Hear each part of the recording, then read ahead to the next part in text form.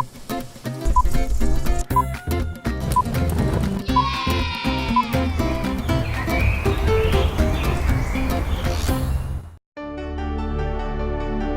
I first came here and I brought my standard freeze-dry machines from America and started making powder out of these botanicals, I said, you know, there's got to be a better way. If you use heat as part of your preservation process, these products are going to be a shadow of their former selves. They're going to lose their enzymes. Their enzymes will be denaturized, denatured. Their thermosensitive vitamins will be diminished in value, and you're going to get an ineffective product.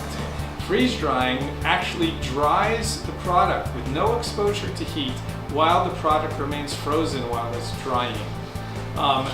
This has been used actually for centuries without knowing what the science behind it was. The Incas used to carry their potatoes and their vegetables way up to the top of the mountain and bury them in the snow. And without realizing it, they were sort of freeze drying their food in a sense, because the very low pressure at the high altitude and the very high temperature was sort of doing a mild freeze drying process. They didn't understand what the science behind it was, but they knew that that was the best way to preserve their vegetables. Freeze drying became popular in the scientific community near the end of World War II when they created a machine to freeze dry plasma, freeze dry blood, to carry it to the front lines. So they would actually freeze dry blood, bring it to the troops in the front lines, mix it back with water, put it back in your body, and it worked just as good as it would if you transfused blood. When you remove these products from their life cycle, when you harvest them, they will start to degrade. And the longer it takes for you to preserve them, the more they're going to degrade.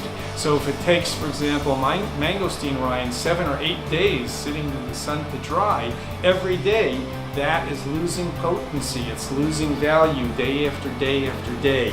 Okay, so we know that the heat involved in normal drying by oven or spray drying, etc., the heat is very destructive. We know that time is destructive, which is a problem for the air-dried and sun-dried product. What is the answer? Okay, the answer is freeze drying. What if instead of the product sitting motionless on trays, what if the product was flying around in a vortex? Okay, the principles are extremely simple.